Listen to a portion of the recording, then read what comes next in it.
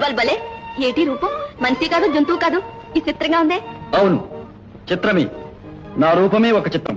ఎవరు నువ్వు? నరుడు సింహము రెండూ కలిసిన నరసింహమూర్తిని. ఓహో బాగున్నావు కానీ ఈ అడవి విడిచిపెట్టి పార్కు. అట్లాగా? ఏమా ఇదిగో చూడు, నువ్వా వింత జంతువులా ఉన్నావు. మా చెంచులా మంచోడు కాదు. నిన్ను చూశారంటే ఊరికే వదలరు, కాళ్ళు చేతులు కట్టి పారేస్తారు.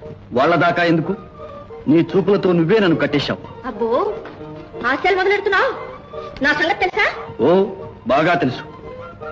చెంచిత, హాస్యాలు కావు.